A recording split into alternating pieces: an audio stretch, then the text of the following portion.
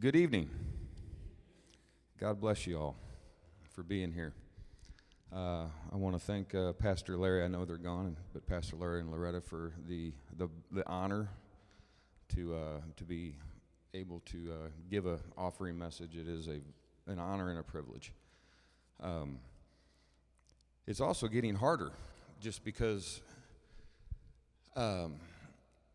alluding to what Robbie was talking about, the quality of the word. Now, our pastor's preaching is dynamic. But I'm going to tell you what, Sharon Eric, Mark Garrett's, Tammy, April Rowden, she's not here. Sherry Stevens, she's not here at the moment. The words that they're preaching on the offering, every time it's like, you're stealing what I was going to do next time. It's not a competition, as Robbie said. It's not a competition. What I love about it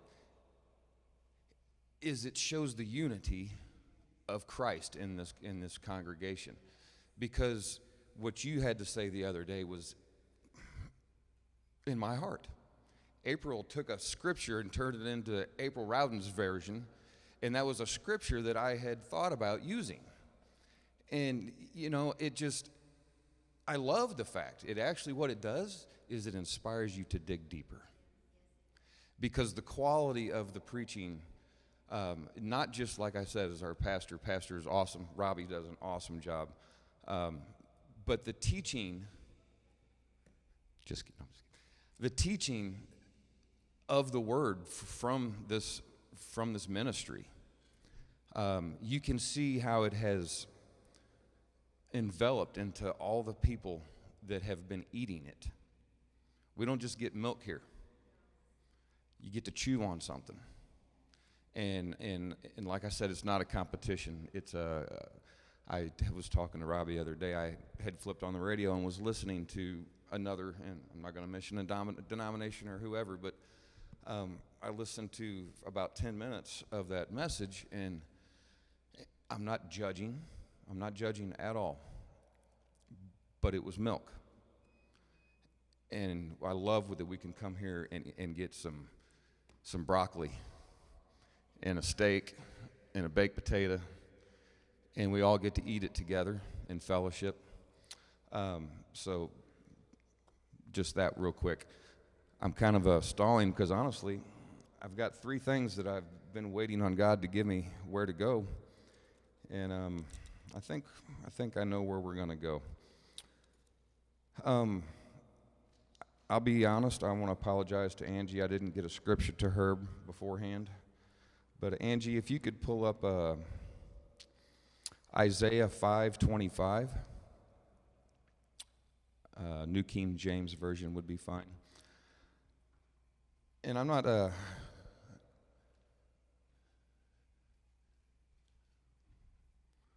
Did I write it down wrong now?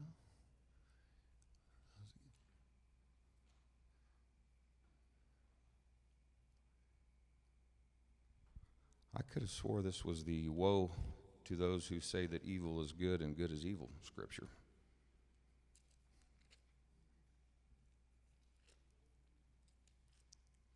Maybe I did write it down wrong. 5:20. Thank you. I did write it down wrong. So, Angie, Isaiah 5:20.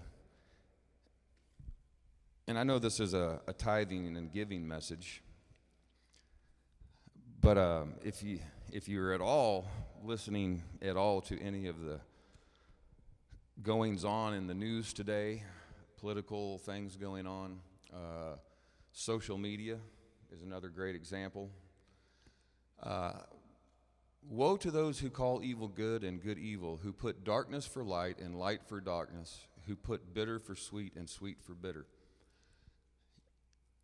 Woe to those who are wise in their own eyes and prudent in their own sight. Does this sound familiar? In today's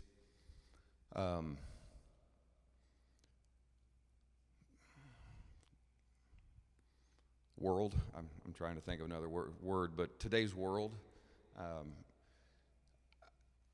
I'm hearing a lot about free this and free that, a lot of free education. I think it's really free indoctrination. But I'm not going to get into a political rant here, but one of the big things that you see, though, is a message to, and it's a lot of Christians I see this from. They see a minister that has a lot of, maybe a large house, maybe a nice car, maybe several airplanes. And we know, because we are in this word, that they need those as tools to get the word out, right? Okay? But I've seen so many things, and matter of fact, as we move from this to the next, Angie, you can put up Matthew 26:9. But you see this so much.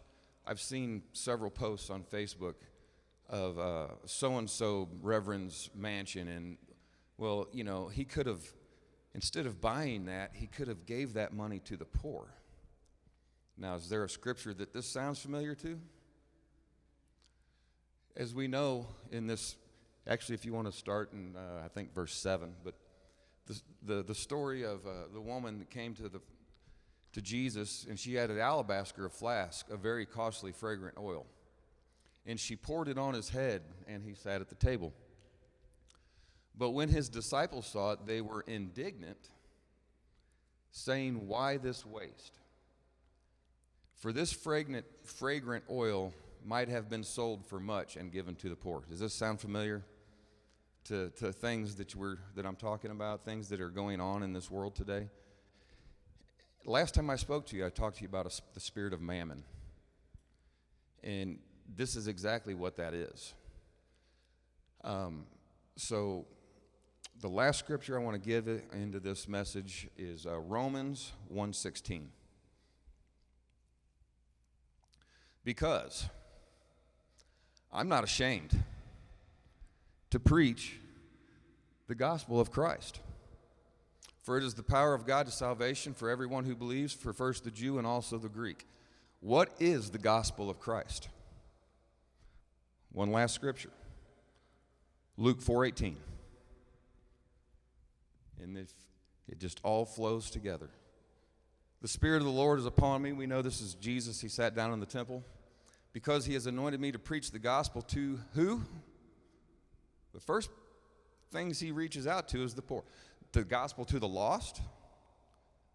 No. The gospel to the poor. If you go backwards on this, to set at liberty those who are oppressed, to break the chains of bondage to those who are in bondage, right? To proclaim liberty to the captives, people that are captive in stinking thinking, I like to call it. To heal the brokenhearted. If the opposite of a broken heart is to be a mended heart, a softened heart, a forgiven heart, then what is the gospel to the poor? You don't have to be poor no more. And we're supposed to be conduits of God's blessings. If I can't bless someone else because of my situation, then I am restricting God's from blessing that person. If you look at the King James Version, we don't have to put this up, but given it should be given to you, pressed down, shaken together, running over. The King James the King James Version says, men shall give into your bosom. I'm not saying it's impossible for God to drop a wad of cash on you out of the sky, but most blessings are come through people. So if I'm praying for God to bless me with some clothes, which I got a story, I won't have time tonight for it, but God blessed me with almost $1,000 worth of church clothes not long after I started coming back to this church. And it blessed me so much, I literally bawled like a baby. Me and my wife laid on the floor when I got home that night and cried. But it blessed me. But it came through someone. So for this church to go and bless and bring the gospel, the meat of the word that this church has, the deep things, we have, like you said, Amos, who really gets into prophecy and end times and the things of Israel. That's deep stuff. You got to chew on it for a little bit. Pastor really gets into some great things on faith. The faith is not something that you drink. It is some meat of the word. But for this church to really snap and go and get out there and get this meat to people, it takes blessings. So that's my message for tonight. I'm not saying, well, bring the most money you got. No, that's you be led by God on what you're supposed to give. It's the tithe first, which is you don't have to be asking God what your tithe is, right? We can come up with that on our own. But above and beyond that, to the things that we're doing in this church, whether it's a project, whether it's 123, whether it's GOOD, whether it's the Founders Club, whether it's something that God has put in your heart, specifically maybe for something else that this church is striving to do. That's what it's all about. That's what it's all about, is for us to bless other people, this church to get the word out and bless other people by the word, because the more my people perish for a lack of knowledge is one scripture. And I used to think, well, I think people just need to know more. Well, that's true, but then they need to believe what they've got, right? So that's what I have for my offering message, brother.